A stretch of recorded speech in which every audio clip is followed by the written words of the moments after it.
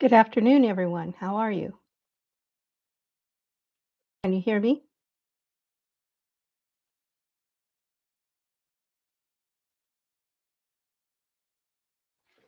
Okay, well, I'm just going to go ahead. It's 97 degrees here, you guys. It is absolutely insane. It is so hot. I will be so glad for winter. How hot is it where y'all are? Of course, it's probably early morning where most of you are in the States. So, but at 6 o'clock here in France, it's 97 degrees. And hopefully it's going to rain this next week. That will be a welcome relief.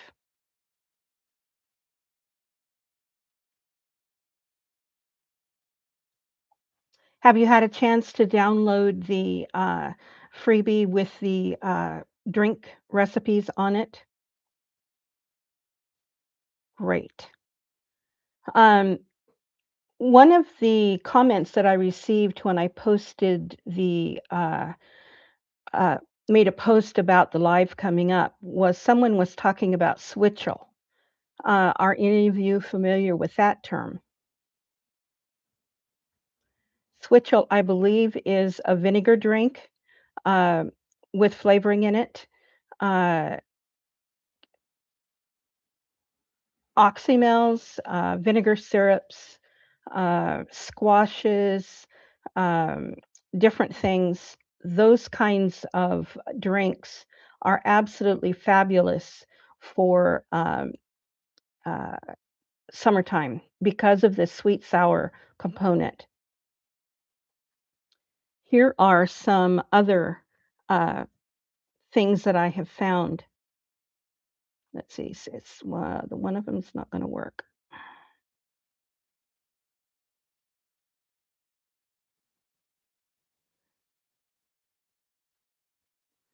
So let me. Here's the cherry bounce. This is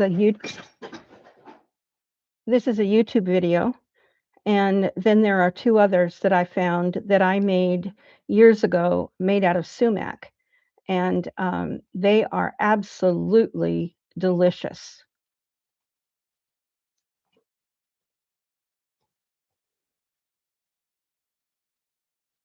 Okay, let me see what we've got going here. Pacific Northwest, 72 yesterday, 74 degrees today. I would take 74 anytime. That's about the way summers are here normally. This summer is just insane. We're 24 degrees Fahrenheit hotter than we were last year. 103 heat index here in mid Florida. Oh, I would be dead.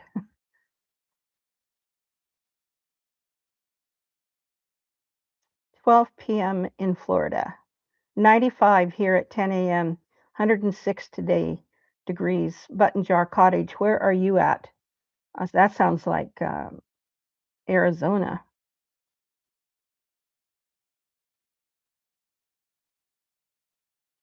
Montreal. I'll bet it's cooler there. Oh, it was you. My mother made switchel for the farm workers. Uh, Put in the chat, Button Jar Cottage, what your mother made it out of. I'm thinking it's a vinegar, correct?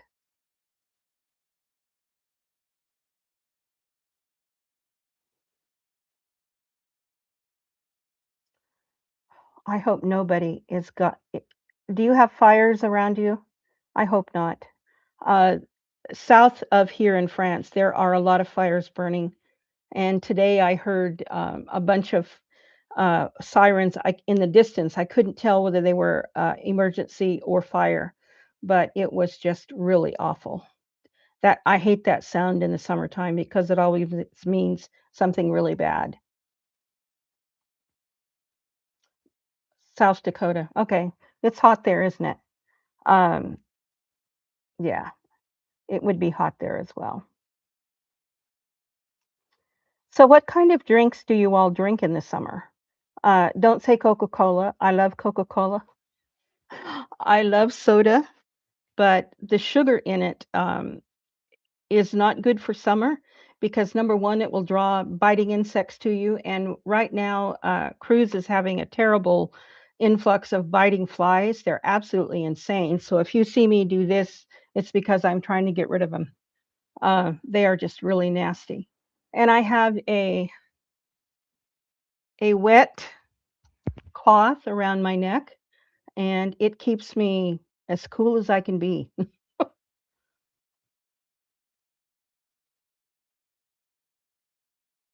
Oh, sun tea. I totally forgot about sun tea. I was born in Kentucky, but I didn't grow up there. I grew up in Idaho, and we didn't drink sweet tea like they do in the South.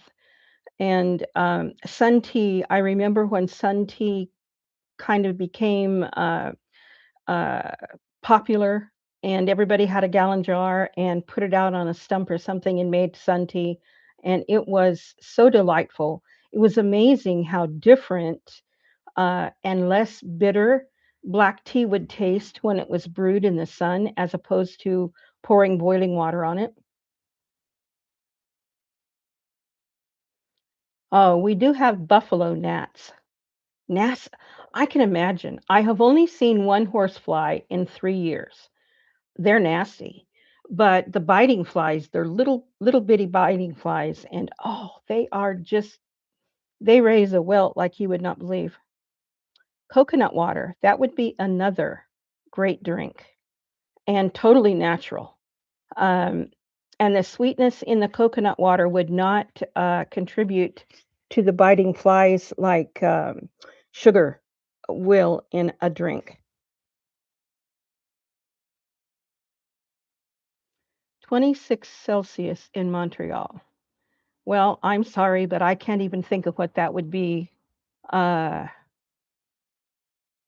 I have my cell phone put to Fahrenheit. I'm too old to think about it. I hate math, so I hate to have to think about math every time I want to figure out what's going on.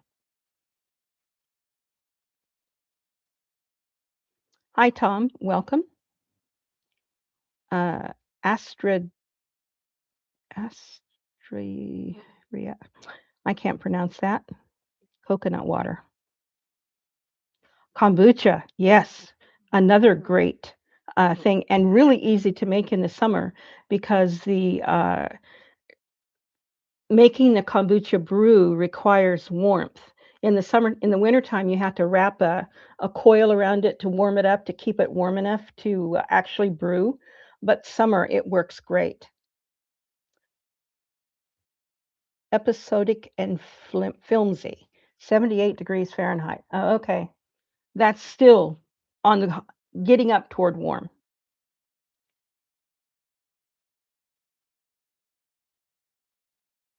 Yes. It's funny. They don't really serve ice in France. You can get a cold drink out of a cooler in a store like a 7-Eleven or something like that, but they really don't have ice. My friend and I went to the market a couple of weeks ago and stopped for lunch in Boussac and uh, at the local eatery on the corner. And inside, it was absolutely gloriously cool because all the doors were open. And they brought us a something like this that was cold out of the refrigerator, no ice, but oh my goodness, that cool water was just amazing. I had forgotten how wonderful cold drinks were.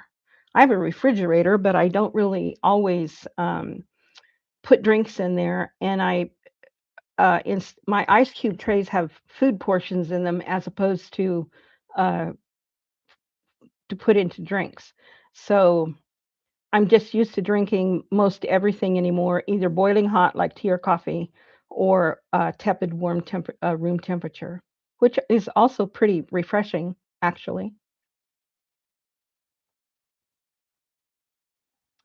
Can you harvest anything from your garden?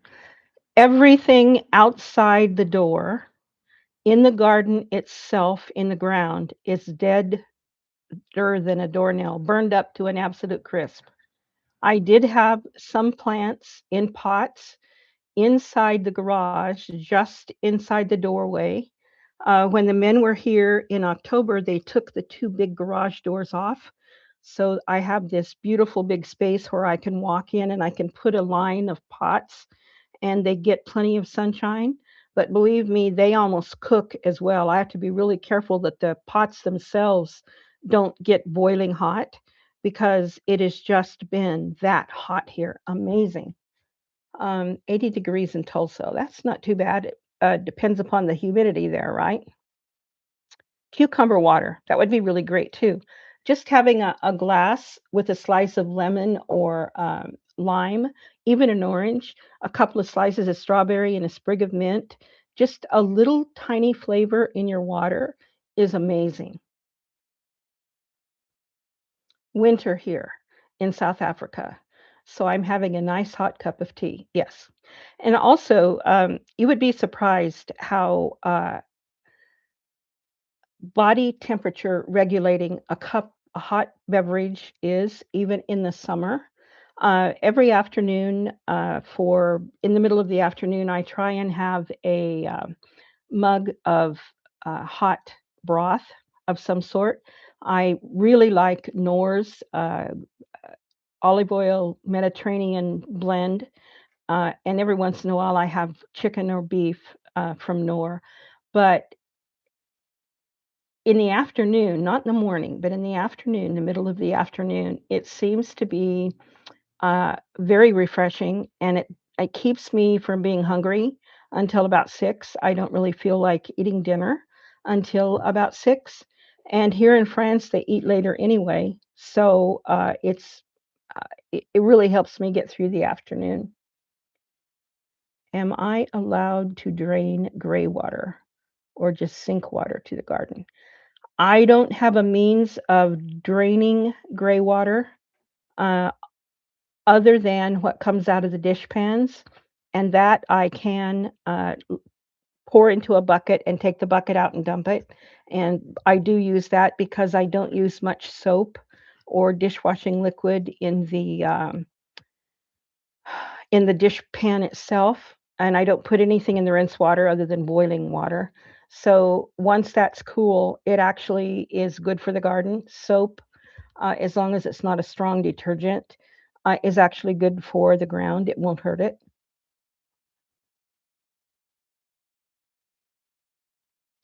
Yes, uh, and real. I'm sorry, guys. I'm butchering all your names. And real eel. Yes, old school hot is a great cool down. It's amazing, you wouldn't think that it would, but it does. It helps. I think what it does is it regulates your entire body's temperature, and so that kind of helps you cool down slightly depending upon what you need or warm up, um, because it makes your whole body, regulate temperature. Freddie Mans. Hello, Freddie.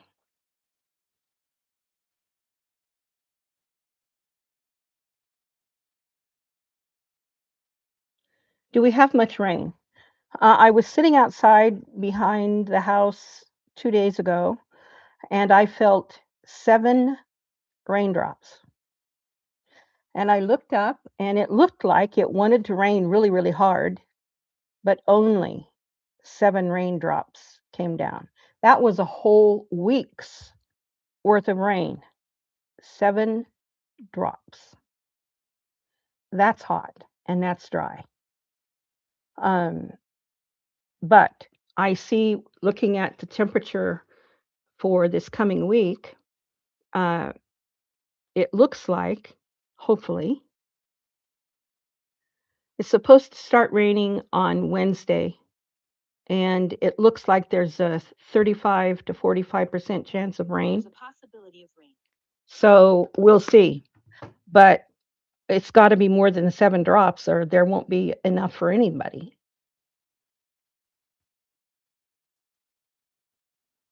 Andrea Leal. Ah, okay. Thank you.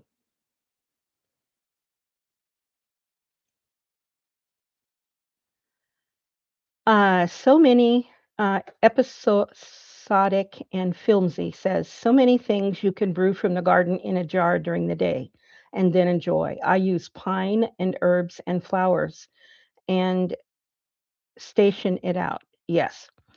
In the spring, one of the really marvelous foraging things that you can get are spruce and fir tips, and you can make wine out of that, you can make jelly out of that, you can make syrup out of that, you can make a vinegar or an oxymel out of it, and use it for salad dressings and for drinks and for uh, spruce and fir are absolutely amazing.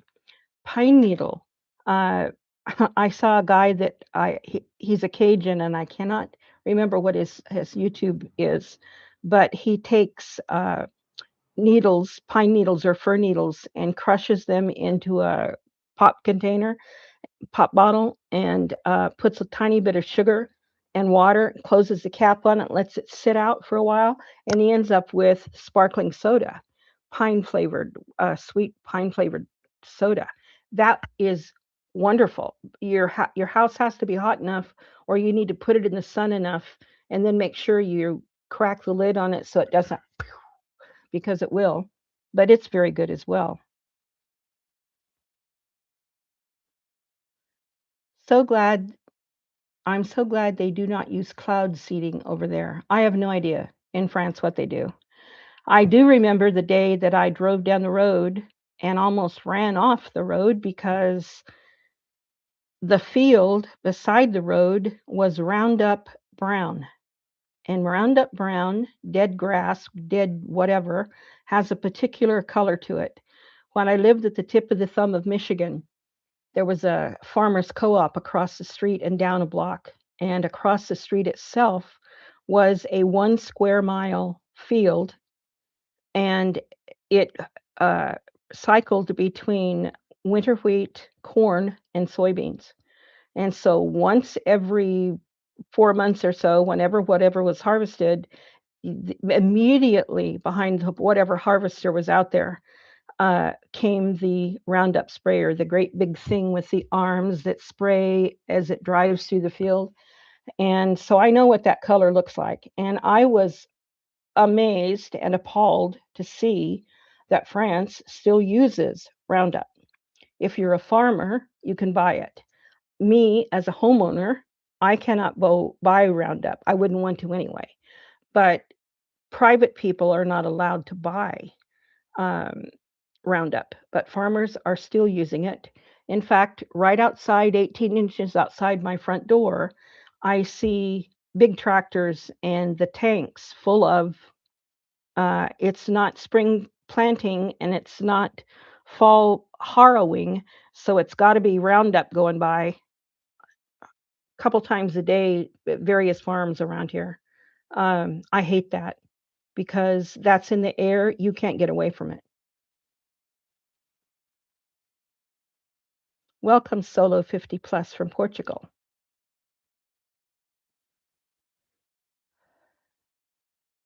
Looks like a good season for the wine industry. Yes, if they hadn't planted their vineyards, hoping to get more vineyards planted and having planted it on a floodplain and it was all washed out in the spring when we had the horrible floods. When I drove down into Bordeaux in March, I couldn't believe how many fields had been planted with brand new baby vineyards, and all of it was underwater because they had planted on marginal land, trying to eke out a profit uh, from a balance sheet as opposed to being wise about where they were putting their stuff. And it was brand new housing developments and brand new vineyards underwater, or at least halfway up the windows, and the tips of the vines and the trellises sticking out above the water. It was appalling. But yes, they depending upon where the vineyard is, this should be a very good year for wine. I was from the tip of the thumb of Michigan in Kindy. It's about 7 miles south of Port Austin, which is right on the tip of the thumb on the uh, Lake Huron. And it was an old Air Force base, radar station, early warning place.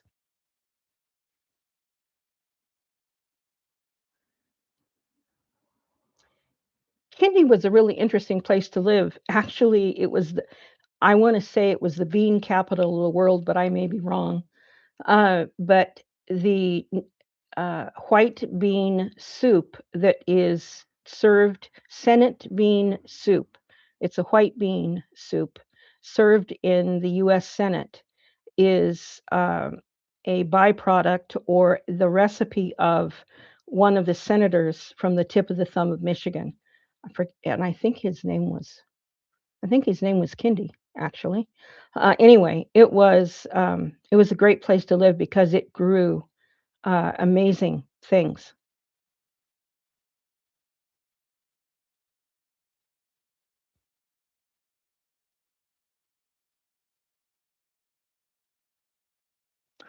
How hot is it here?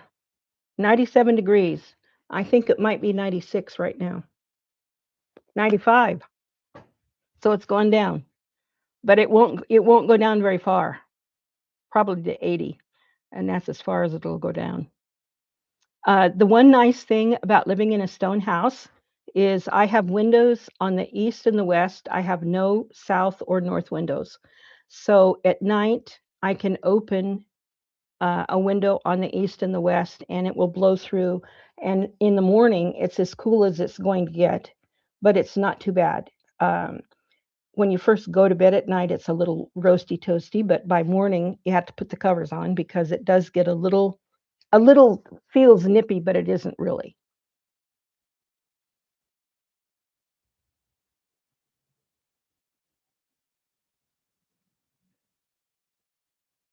Jimmy Wimmy 689. You're scratching your chin. What about?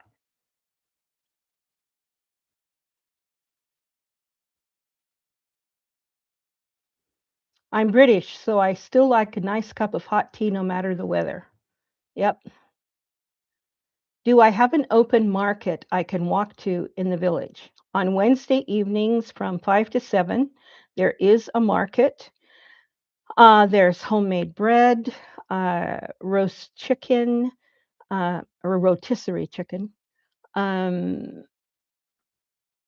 plants, uh, charcuterie and sausages, and then Chez Zote, the new little uh, eatery, coffee shop, 7-Eleven, Lotto, Tobacco, all of that stuff all rolled into one. They're open in the evenings as well, and they have wonderful bread and pan of chocolate and pan of raisin, which is a roll of croissant dough. It looks like with raisins in it. Oh, delicious. They're open as well. But the market doesn't really have, it's not like going to the market in Busac on Thursday mornings that would have everything, fresh vegetables, fresh fruits, oils, new windows, you name it, they got it there. It's not that big a market. It's more the local people in the actual area here within just a few kilometers that come in, and some bigger um, artisanal producers will come in on a rotating basis, but every Wednesday from 5 to 7, there is some sort of market in the square. And it is within walking distance. It's a block away, probably. It's not very far out the door and to the left, down toward the church square.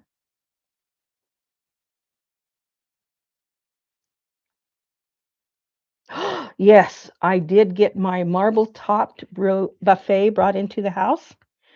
And I'm going to do a video on what it looks like because as you see where I'm at right now, on this side is toward the kitchen door, and I have bought a Henri II tall uh, buffet à deux corps, which means it's a buffet and a top on top of the buffet, and it goes literally to the beams on the ceiling. It's within 6 inches of the ceiling beams. And so it is like a room divider. and directly behind that, facing the kitchen door, is the buffet with the red marble top, and it is absolutely gorgeous. It is so nice. Right height, and I don't have to worry about slopping dish soap or whatever water, on top of the marble because it's impervious to water. Whereas, washing dishes on the pine, deal table, um, I always worried about that because the water wasn't good for the table. Even though I'd waxed it with beeswax, it doesn't, I didn't wanna ruin the tabletop. So now I am very happy to have this gorgeous thing, and I will be doing a video showing how I do it because I still have to haul water into the house for the kitchen. There is no running water in the kitchen yet. There is running water on the first floor in the bathroom and a washing machine and a shower and all that good stuff. But on the first floor, I don't have a sink or water. There never was that in this house. It was always hauled in. There's a well between the house next door and my house that adjoin, and, there's an old bathtub sitting beside the well. I guess they must have knocked on the wall and said, "Hey, I'm gonna take a bath, don't come outside for 20 minutes," or whatever. Literally, that was the bathroom for the house or the bathing facilities. So, this has been, as Americans, as Brits, as French who live in an apartment with all the amenities, we forget how um, our ancestors managed to survive very well, but they were not as they didn't use water as much or as much water as we tend to use as modern people. Um, I remember someone when I was a kid talking about how people didn't take a bath more than twice a year for I think Christmas and Easter, and they hated to take one at Christmas because they got caught cold. Well, some winter or some springs you would catch cold at Easter too.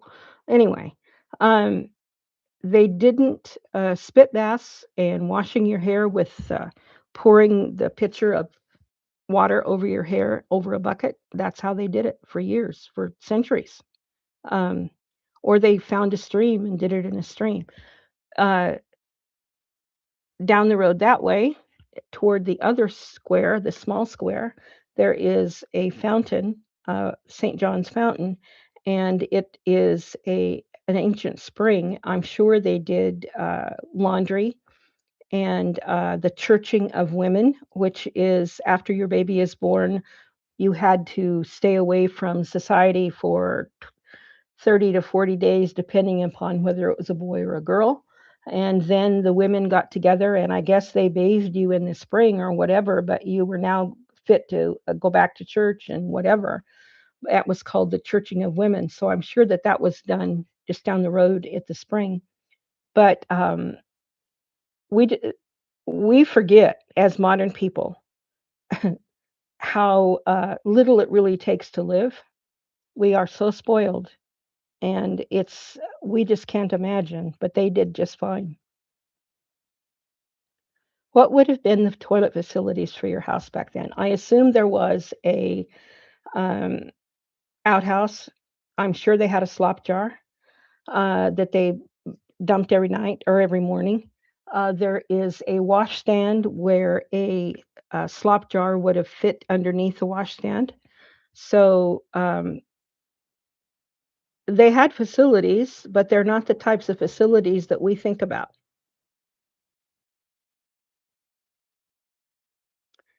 I saw you painting a wall. Great job. Certainly take a challenge well. Thank you.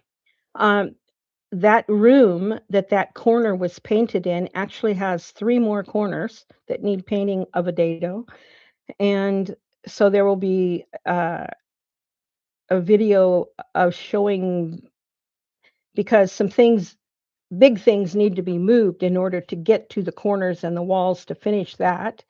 And then the sewing room off of the bedroom, needs to have that w dado finished and the top of the wall finished, repainted.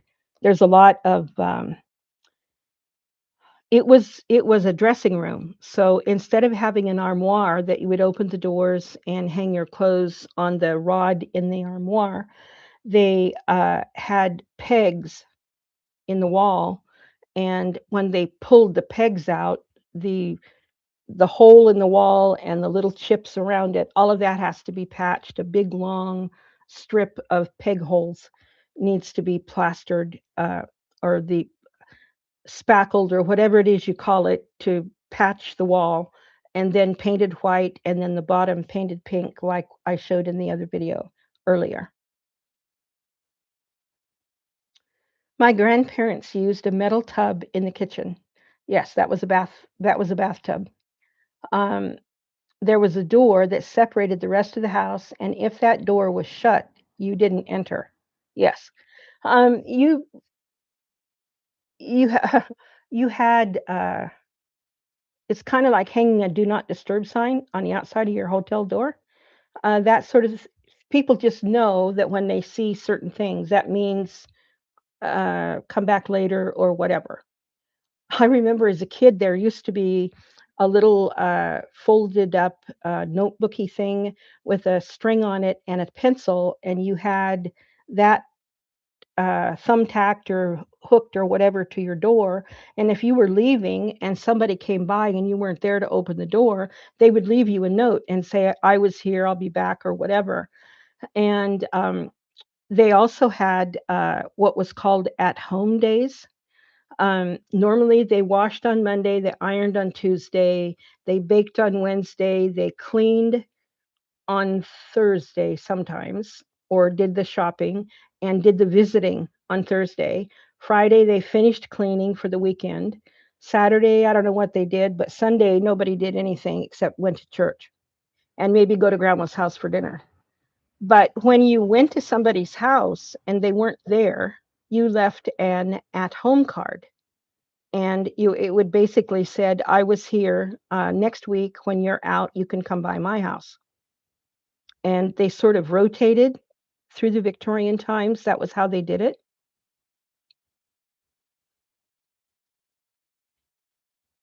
Claubella 8 says, "Camping helps us appreciate modern conveniences." Absolutely. As a reenactor in colonial America, French colonial America in the Midwest, um, that was having done that for several years in, where it was hot and you had to haul water and you had to cook over a fire and there was no, refrigeration and, all of the things that you take for granted, you learned I had to learn how to, uh, living history, reenact, whatever, so that when the people who had come to the museum or the house that they had paid money to get in to see what was going on the inside, you had to have everything period correct. You had to have period correct food. It had to be served in the right thing. It had to be cooked in the right thing. You had to know how they ate it or prepared it or served it. Um, there were things you didn't do, and you had to know what those were and why. And you had people asking strange questions sometimes, but it's because they couldn't wrap their mind around um, how you could actually live the way they used to, because we were so coddled and cocooned in our modern conveniences that it's really difficult for us to imagine. Um, Living without modern conveniences. Right now, there's this hubbub and hullabaloo in France about air conditioning, and they've already looking at having read the news reports, having seen the news over the last couple of years, having lived in France, uh, I remember seeing reports that the capacity for electricity was already pretty stretched. So then you get this year with horrendous heat, and nobody is prepared for it. None of the new um, housing blocks have the type of insulation or ventilation or whatever to allow you to live on several floors because the higher you get, the hotter it gets. Uh, they're unlivable. You can't survive. You would die. It would be like being in a cooker. Um, so they haven't thought far ahead. So going to the store and buying an air conditioning unit and installing it in an apartment uh, may sound good, but it's going to stress the system beyond capacity uh, to where it could fail, which would be even worse. So I don't know. I I also look at the devastation in Venezuela and the pancake collapse of the buildings that I saw on the news. Whoever had the building contracts and the whoever's palms got greased for whatever, somebody made money on other people's misery and death because those housing construction were not built earthquake uh, hardy at all. And I can't imagine that in this day and age, regardless of whether you think you're on the fault line or not, that you wouldn't build for an earthquake. Because the houses in France, depending upon where you are, don't fall down. There aren't that many earthquakes. There are fault lines to the east and the west of me. There are problems, but where I'm at in the middle, in the Massif Central, with the granite batholith that upon which I'm sitting, I don't have to worry about that. But uh, in other areas, you would have to worry about your walls cracking and or failing and falling down in earthquakes if they're not built correctly. That's what the flying buttresses are against the outside of churches, is to hold the walls up because the walls are tall and uh, it kind of gives an isometric pressure.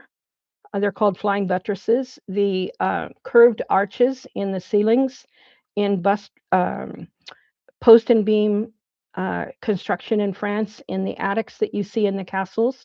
Those also are load bearing and help distribute all of that kind of torque and stuff that you would get in an earthquake or walls moving slightly. You can fix a cracked wall, but you really can't fix one that's tumbled down because all of the infrastructure just comes with it, and now you have to scrape it off and start over.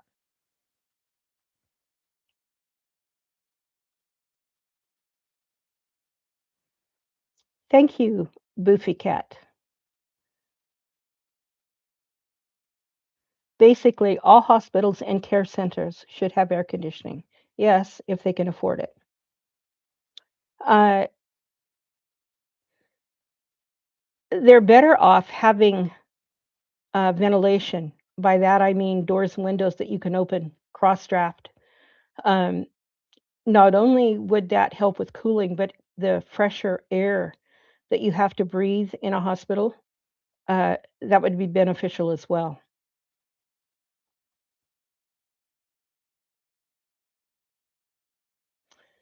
The natural cooling methods like your neck cloth, wetting inner wrists, wet cloths in the front of fans, etc., are so useful. Yes, it's amazing what can do. I can remember as a Girl Scout, and you went to camp, and you took a white cotton dish towel type fabric, and you sewed it into kind of like a pillowcase form, and you put a knot in the bottom and turned it inside out. So now the knot was kind of in the middle, and you put your food around the knot in the thing, and then you put it just touching a bowl of water and hung it. And the water in the bowl would wick up the cloth, and the air would breathe through the cloth, and it kept your food cool. I mean, there a spring house is another way where a little trickle of a little spring runs through your property, and you dig a hole and put rocks in it, and you put your jugs of milk and butter and other things in some sort of covered container down around in the water, and the running water and the deep uh, hole in the ground with the stone lining kept things cool. I mean, people had ways of doing things, but we've lost a lot of how to do things like that. And so when you're old like me and it's too hot to do anything and you turn on the YouTube and you watch all kinds of things you would not normally watch, um, I am amazed and appalled both at some of the comments that I see young people, I mean young people, 15 to 29. Those are babies in my eyes. Um, they haven't they've had everything handed to them on a silver platter. Rich or poor, it doesn't matter. They have no idea how to make their own way. They're not in Girl Scouts and Boy Scouts and 4-H and Pathfinders and whatever other groups that they take you out in the woods and make you learn things.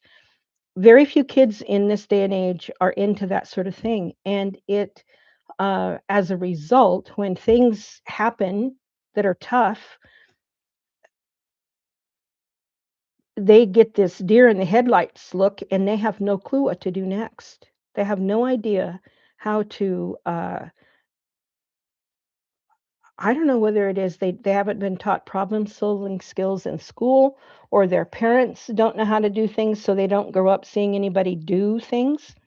But uh, most people in the past did not go out and buy everything new or pay somebody else to fix it. If it got broken, you couldn't fix it. It just sat there until somebody came along or you learned how to do it because you were the only one that could do it. And so not knowing anything and not passing what you don't know on to the next generation, when things get really tough, they're between a rock and a hard place. They really don't know how to do things, how to make things work. I really feel sorry for them.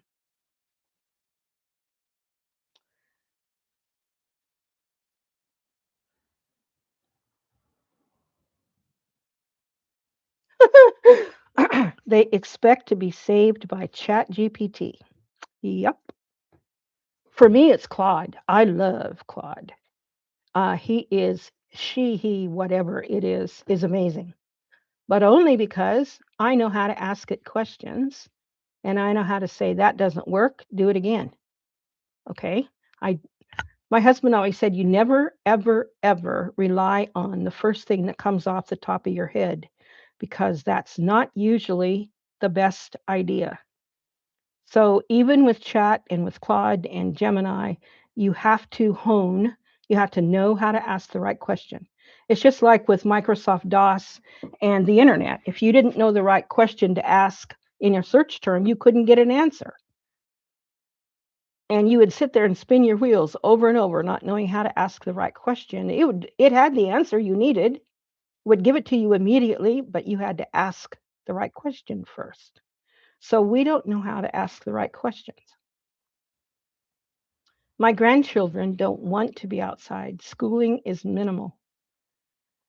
I am, I really like the Scandinavian, Danish, Norwegian, Swedish, Finnish kindergarten. I don't know how to describe it. They take the kids at 4 or 5 and take them out and turn them loose, sort of. There are adults watching them. Uh, they get as dirty and as messy and as adventuresome and as questing as they can come up with. And there's an adult there to make sure that it's safe. But if it's okay and safe, they don't stop them. They just let them go. And number one, that having their feet on the ground, sometimes their bare feet are on the ground. That grounds them electrically, so that keeps their body charge going. It inoculates their skin with beneficial bacteria from the dirt. Um, it gets in their mouth. It feeds their gut. I mean, you name it. They swim and they climb trees and they throw rocks and they build stuff and they make messes and they just squeal and have a marvelous time. And after having done that for a year or two, they have learned how to get themselves out of trouble, how to solve problems, how to do things, how to see somebody else starting to do something that's not good, and so they stop their friend. I mean, all of those kinds of life skills that you don't really know that you don't know or know how to teach, but they've had a chance to muck about and learn them just by hook or by crook. Um, Marvelous way to have spent monitored time doing that and then go to school and sit down and learn how to read and write and all that stuff. Because all that other stuff in the back of their mind now comes out and they can see the words on the page are talking about this. I remember what that's about. I know how that worked or didn't work.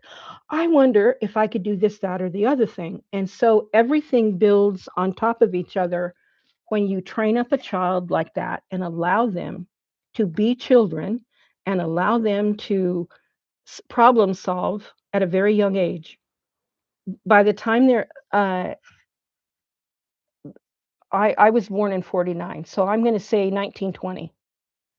Kids in 19, 20, 25, 30, uh, at the age of 12 could have been almost adults because of what they learned uh, helping on the farm or in their dad's store or whatever their life was like up to the age of 12. They could have, not, they didn't all get it, of course, but they could have learned how to be an adult if their parents somehow were no longer there and there were no other relatives to take them in. They could have almost survived with some community help. So you can't say that about today's youth. You absolutely cannot say that.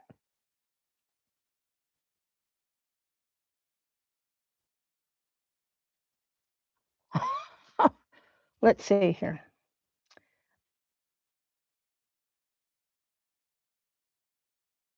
My grandchildren that want to be outside, correct. Yes, I'm a Waldorf kindergarten teacher. This is what we do. Yes, absolutely. I knew there was a name for it. I couldn't remember. But yes, uh, yes, yes, yes. Sounds like growing up in the USA in the 60s, minus the adult supervision. Yes. I don't know when when I was babysitting, or when I was 12, I was babysitting and taking care of 4 children and cooking breakfast, lunch, and dinner and having a meal for the parents, including those 4 kids and myself, when the parents got home. This is my aunt and uncle. And at 12, I baked bread, I made cookies, I made cakes, I made stews, I made meatloaf. I knew how to do all of that at 12 because I had learned it in Girl Scouts and 4-H and watched my parents or my grandmother and mother do it. So I knew how to do that. Okay. Um, and that was in the 60s. Yeah, that was in the 60s. Yes, something happened. I don't know whether it was child molestation or abduction or whatever, but you couldn't walk to school anymore without an adult.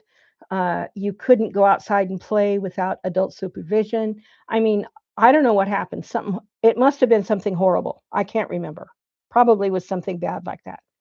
But yes, uh, the kids today have no idea. They don't even know what they're missing. And the people who are raising them don't know either because 1960 was a hell of a long time ago, excuse my French. With the rise of American cities, many kids never get to experience the country and experience self sufficiency. That's right, and that's sad. It's called forest schools, and you forgot they also have knives. Americans cringe. Yes, I had a pocket knife. As a Girl Scout, I looked forward to getting my green Girl Scout pocket knife, and I knew how to use it, and all the little screwy dobs that it had several things, not as much as a Swiss Army knife, but it had some things that worked pretty darn good, and I knew how to use it, and it was in my backpack, okay, for school, and there was no problems with knives in school. Uh, can't do that now, I know. Only half of Americans cringe, the other half have already given them a pocket knife. Good. I got my first Swiss Army knife pretty young and immediately cut my finger. I did too. Stitches here and stitches here. And the night before I was confirmed when I was 12, I was outside. I was supposed to be getting my bath and getting ready for church the next day. And I was outside playing with the kids, and I jumped off of a fence in my penny loafers and jumped on a broken beer bottle, and it cut my left foot from the middle of my foot up to the instep through my shoe, through a leather sole. And I had to go have stitches. So I had to hobble, literally crawl, hobble down the aisle in church the next morning to get confirmed. It was a sight to, it was amazing. Um, and we had a ball, yes. And we could all kick it, and we were pretty darn good. I even had guns, and I could shoot them. And when I went to college in East Texas, and the guys took me out target shooting, and I did better than most of them, they were a little nonplussed. But I was from the West. Of course, I was going to be a good shot. When I taught second grade, there was a true false question that said, "There are no red birds." The majority of the class said true. It blew my mind. They only saw gray sparrows locally. That means no woodpeckers with red tufts. That means no house finches. That means no cardinals if you're in the Midwest. That means, oh, let's see, what else has got red on it? I can't really think. Grosbeak has red. Um, so yeah, but sparrows sing pretty. There are some sparrows outside the door that sing beautiful. Lord, I loved Girl Scouts. Yes. And when I was in Scouts back, it was when there were senior Scouts and Mariner Scouts and mountain troops and boating troops, Mariner troops. I mean, it was they had all had fancy different uniforms. It was I wanted to grow up and be a senior Scout so bad. By the time I got to be a senior in the late 60s, or in the mid 60s, uh, all of those specialty programs were gone, and they had Girl Scouts had morphed into I don't know, I don't want to say woman's libby thing, but it was definitely not the way it used to be in the 50s.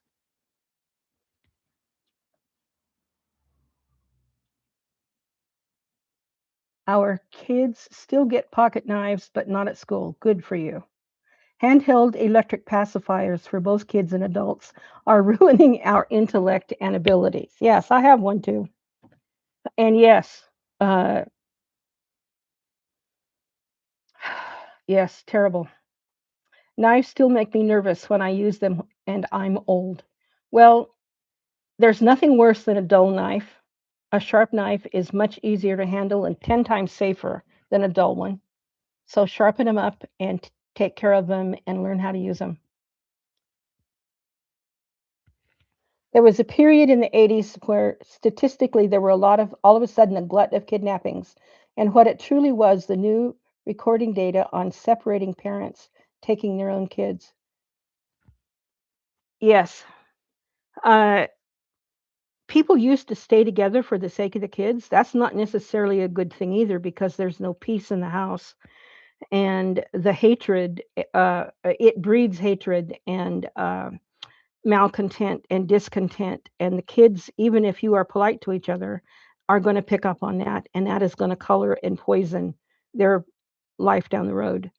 But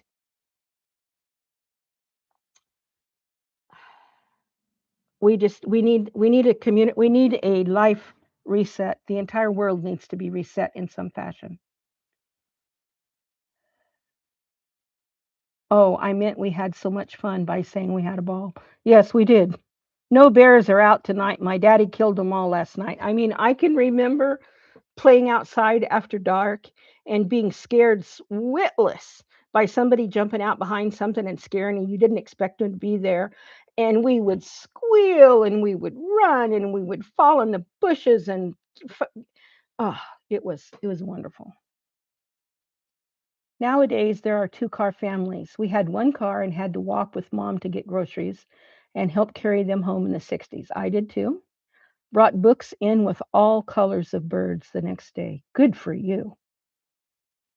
Lots of cardinals here in northwest Florida. That's good. I saw them in the Midwest. We don't have them in the West. Um, I was in Campfire, sort of like Scouts. That's good too. Our kids do a lot of surfing. Oh wow, that would be fun. Blessings from Louisiana. Ah, King Country, King Cake Country. To cool off, plant trees. Yes, indeedy. Campfire Girls and loved going to Camp Self on Vashon Island. Is that in Washington? Sounds like one of the San Juans. I don't think we've seen Rick Flood today. I hope he's A-OK and just out enjoying himself. You're right, Button Jar. He's normally here every time and usually the first one. I hope he's okay too. Well, listen, you guys, it's almost 7. It's 6:56 here, and the sun has finally gone down across the street on the back side of the house across the street. So I'm not all roasty toasty like it was, and it's still, well, how hot is it? 94. It was 97. It was pretty hot.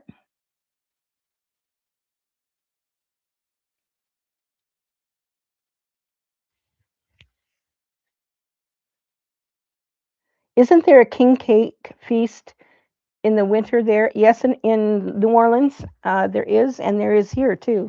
Epiphany on January 6th. And uh,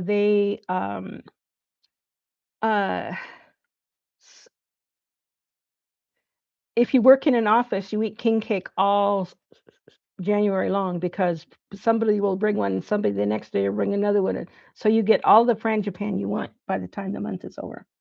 I noticed videos of children in Europe seem quieter. And yes, I will agree with that. They do. They play quieter. Um, but it depends upon how noisy their family, their fathers and mothers are.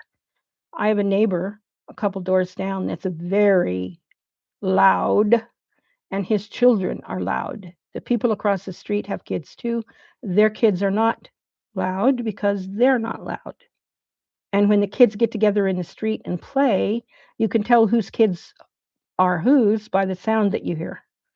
So, yes, there is something to that. My kids noticed that in 1960, I'm going to say 1983. We went to Victoria, British Columbia for a week uh, for the Feast of Tabernacles. And it was, my kids said, the Canadian kids aren't as noisy as we are at home. They noticed it themselves and commented to me about how quietly they were yelling and screaming and having a good time playing, but they weren't as loud as kids in America were. So yes, that is an observation that I agree with. One last question. You mentioned not pulling dandelions from below ground in your cooking dandelion episode. Why not? Because if you cut them off about this far above where they come out of the ground, they will regrow. So you will have fresh dandelions every couple of weeks. Now, if you're going to, like I have to go out and dig up all of the place where the patio or terrace is going to go, and I have to literally hand dig every single cotton pickin' weed, which most of it is nettle root, out and level off the ground before I put down the ground cloth and the white gravel for a patio. Then yes, you have to dig up the whatever's there. Otherwise, it will poke through and ruin your ground cloth and your patio. But if you haven't done that yet, and you've got dandelions outside the door, which I actually have 3 marvelous plants, and they're ready to be cut again. Um, yes, they are marvelous. They will grow over and over and over again, and as long as you harvest them, they don't get bitter. So they're great. Well, listen, there goes the chimes. Thank you, guys. I love you. And oh, if in America they say if kids are quiet, they're up to something. Hell yes. Why not? Go for it, kids. If you can get away. No, I shouldn't say that. Oh, thank you guys for coming. I really appreciate it. Have a great one. Bye-bye. Let's see, end the stream.